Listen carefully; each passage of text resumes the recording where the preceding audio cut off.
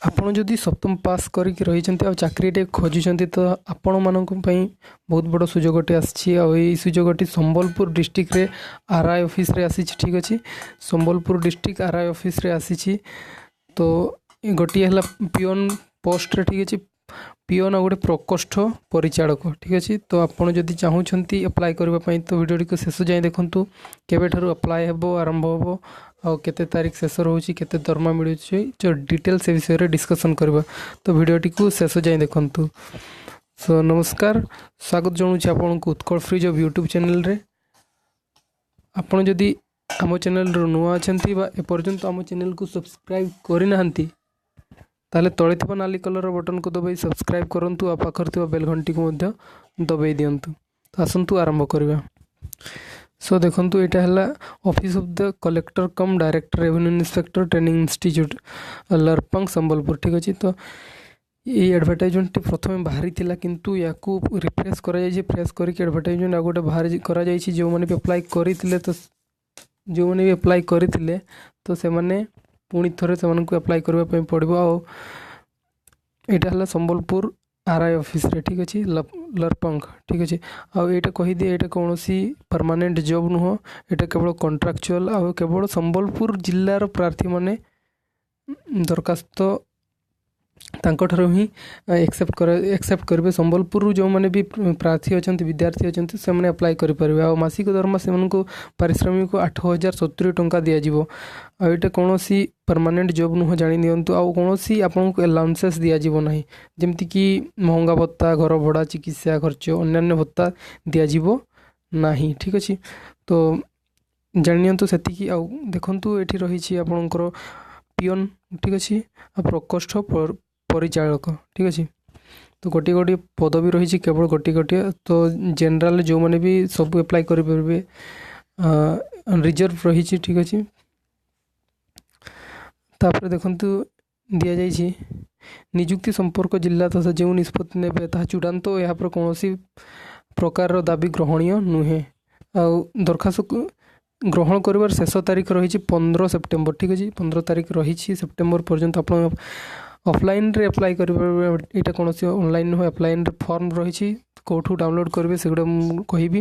ତ ଡିସ୍କ୍ରିପ୍ସନ୍ରେ ତ ଲିଙ୍କ୍ ଦେଇଥିବେ, ଆପଣ ସେଠୁ ଡାଉନଲୋଡ଼୍ କରିବେ। ନହେଲେ ଆପଣ ଅଫିସିଆଲ୍ ୱେବସାଇଟ୍କୁ ଯିବେ ସମ୍ବଲପୁର.nic.in ରେ, ସେଠି ଆପଣ ଯାଇକି ଡାଉନଲୋଡ଼୍ ମଧ୍ୟ କରିପାରିବେ। ଠିକ୍ ଅଛି, ତ ଦେଖନ୍ତୁ ଏଠି ରହିଛି ଦୁଇଟା ରହିଛି, ପିଅନ ଆଉ ପ୍ରକୋଷ୍ଠ ପରିଚାଳକ। ଠିକ୍ ଅଛି, ତ ଏତିକି ହିଁ ରହିଛି। ଆପଣଙ୍କ ଦରମା ଏତିକି ରହିବ। ଆଉ କେମିତି ଆପ୍ଲାଏ କରିବେ, ଠିକ୍ ଅଛି, ଆପଣ କେମିତି ଆପ୍ଲାଏ କରିବେ, ଆଉ ଆପଣଙ୍କର କ'ଣ, ଆପଣଙ୍କ ଏଜ୍ ତ ଦେଖନ୍ତୁ 18ରୁ 32 ବର୍ଷ ହେଇଥିବା ଦରକାର।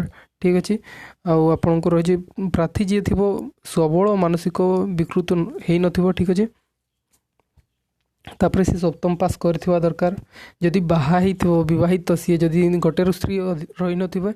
ଠିକ୍ ଅଛି, ତାପରେ ଦେଖନ୍ତୁ, ଆଉ ଯଦି ସେମାନେ କୌଣସି କାଟେଗୋରୀରୁ ବିଲଙ୍ଗ କରୁଛନ୍ତି ତ ରେସିଡେଣ୍ଟ ସାର୍ଟିଫିକେଟ୍ ଆଉ କାଷ୍ଟ ସାର୍ଟିଫିକେଟ୍ ନିହାତି ନେଇକି ଯିବା ଦରକାର। ସେମାନେ ଓଡ଼ିଆରେ ଲେଖିପାରୁଥିବା, ପଢ଼ିପାରୁଥିବା ଦରକାର, ଆଉ କହିପାରୁଥିବା ଦରକାର। ଠିକ୍ ଅଛି, ଏତିକି ଥିଲା। ଏଗୁଡ଼ା ତ ଜେନେରାଲ୍, ଏଗୁଡ଼ା ତ ଜାଣିଛନ୍ତି। ଆଉ ଏଠି ତାଙ୍କର ସର୍ତ୍ତାବଳୀ କିଛି ରହିଛି, ତ ମୁଁ କହିଦିଏ ଆପଣଙ୍କୁ। ପ୍ରାର୍ଥୀ ଯେଉଁମାନେ ବି ଆବେଦନ କରିବେ ତ ସେହି ପଦବୀ ଗୁଡ଼ିକର ଦରଖାସ୍ତ ଫର୍ମରେ ନମ୍ବର 2ରେ ପୂରଣ କରିବେ। ଠିକ୍ ଅଛି, ନମ୍ବର 2 ଯେଉଁଠି ଥିବ ତ ସେଠି ପୂରଣ କରିବେ। ପ୍ରାର୍ଥୀ ଦରଖାସ୍ତ ଫର୍ମରେ ନମ୍ବର 2ରେ ପୂରଣ କରିବା ପୂର୍ବରୁ ନିଯୁକ୍ତି ବିଜ୍ଞାପନର ଯୋଗ୍ୟତାର ଦର୍ଶାଇଥିବା କ୍ରମାଙ୍କକୁ ପଢ଼ି ବୁଝି ପୂରଣ କରିବେ। ଠିକ୍ ଅଛି, ପ୍ରାର୍ଥୀ ଭବିଷ୍ୟତରେ ସ୍ଥାୟୀ ନିଯୁକ୍ତି ପାଇଁ ଦାବି କରିପାରିବେ ନାହିଁ। ଏଇଟା କୌଣସି ପରମାନେଣ୍ଟ ନୁହଁ, ଆଗରୁ ହିଁ କହିଦେଲି। ଆବଶ୍ୟକତା ହେଲେ ଖାଲି ପଦବୀକୁ ଖାଲି ପଦବୀ ଯେତିକି ଥିବ, ଏବେ ଅଛି ଗୋଟିଏ, ତ ସେମାନେ ଚାହିଁଲେ ବଢ଼େଇ ପାରିବେ, ନହେଲେ କମେଇ ପାରିବେ। ଠିକ୍ ଅଛି, ତ ସେମାନଙ୍କୁ ଆବଶ୍ୟକୀୟ ଅନୁଯାୟୀ କରିବେ ଏଗୁଡ଼ା। ତ ଅସମ୍ପୂର୍ଣ୍ଣ ଯେଉଁମାନେ ଦେଇପାରିବେନି, ଯେମିତି ସାର୍ଟିଫିକେଟ୍ କିଛି ଯଦି ତାଙ୍କର ସମ୍ପୂର୍ଣ୍ଣ ନଥିବ ତ ସେମାନେ ତାହାକୁ କ୍ୟାନସଲ୍ ବି କରିପାରନ୍ତି। ଆଉ ତାଙ୍କର ପୁରା ରାଇଟ୍ ଅଛି, ସେମାନେ ପରିବର୍ତ୍ତନ କରିପାରିବେ। ଠିକ୍ ଅଛି, ପରିବର୍ତ୍ତନ ବା ପୁରା କରନ୍ତୁ ବା ରଦ୍ଦ କରାଯାଇପାରେ, ତ ସେମାନଙ୍କ ଉପରେ ସେଇଟା ଡିପେଣ୍ଡ କରୁଛି। ତ ଏଠି ଦେଖନ୍ତୁ ଡକ୍ୟୁମେଣ୍ଟସ୍ ଗୁଡ଼ା ରହିଛି, ଡକ୍ୟୁମେଣ୍ଟସ୍ ଗୁଡ଼ା ଟିକେ କହିଦିଏ। ତ ସେଲ୍ଫ ଆଟେଷ୍ଟେଡ୍ ନକଲ ତ ସବୁଥିରେ ରହୁଛି। ତ ଯୋଗ୍ୟତାର ପ୍ରମାଣପତ୍ର, ବାସିନ୍ଦା ମାନେ ରେସିଡେଣ୍ଟ ସାର୍ଟିଫିକେଟ୍, ଜାତିଗତ କାଷ୍ଟ ସାର୍ଟିଫିକେଟ୍, କର୍ମ ନିୟୋଜନ ପଞ୍ଜୀକୃତ, ତ ସେଗୁଡ଼ା ଆପଣଙ୍କୁ ଦରକାର। ଯଦି ଆପଣ ହ୍ୟାଣ୍ଡିକ୍ୟାପ୍ ଅଛନ୍ତି ସେଥିପାଇଁ ଆପଣଙ୍କର ନେଇଥିବା ଦରକାର 3 ଗୋଟି self attested passport size photograph ତିନିଟି ନେବା ଦରକାର। ଯେତେବେଳେ ଆପଣ ଫର୍ମକୁ ଆପ୍ଲାଏ କରିବେ ସେଥିରେ ଆପଣ ଦେଇଦେବେ। ଆଉ ଏଠି ତ କହିଦେଲେ ଗୋଟିଏରୁ ଅଧିକା ସ୍ତ୍ରୀ ହେଇନଥିବା ଦରକାର। ତ ଦରଖାସ୍ତ ଫର୍ମଟି ଦେଖନ୍ତୁ ଆପଣ ପୂରଣ କରିବେ, ଏଇଟା ଯେମିତି ଦିଆଯାଇଛି ତ ଆରାମସେ ଆପଣ ପୂରଣ କରିପାରିବେ। ଏଠି ଦେଖନ୍ତୁ ଆପଣଙ୍କର ପସନ୍ଦ ଦେବେ, ଠିକ୍ ଅଛି। ଆଉ ଏଠି ଆପଣଙ୍କର ଦିଆଯାଇଛି ଗୋଟେ ପାସପୋର୍ଟ ଫଟୋଗ୍ରାଫ ଦେବେ, ଆଉ ଗୋଟିଏ ଦେଇକି ଆଉ ବାକି 2ଟା ଆପଣ ଦେଇଦେବେ ସେଠି, ଠିକ୍ ଅଛି। ଏତିକି ଥିଲା ଆଜିର ଭିଡ଼ିଓଟି। ଯଦି ଆପଣଙ୍କ ଭିଡ଼ିଓଟି ଭଲ ଲାଗିଥାଏ ତାହେଲେ ଲାଇକ୍ କରନ୍ତୁ। ଆଉ ସବୁ ଯେତିକି ବି ଫର୍ମଟିକୁ ଡାଉନଲୋଡ଼୍ କରିବା ପାଇଁ ଲିଙ୍କ୍ ତଳେ ଦେଇଥିବି, ଅଫିସିଆଲ୍ ୱେବସାଇଟ୍ର ଯେଉଁଟା ଲିଙ୍କ୍ ତଳେ ଦେଇଥିବି। ଆଉ ଯଦି କିଛି କ୍ୱେରି ଥାଏ ଆପଣଙ୍କର ତାହେଲେ କମେଣ୍ଟ କରନ୍ତୁ, ଆନ୍ସର୍ ନିଶ୍ଚୟ ଦେବି। ତ ଭିଡ଼ିଓଟି ଦେଖିଥିବାରୁ ବହୁତ ବହୁତ ଧନ୍ୟବାଦ।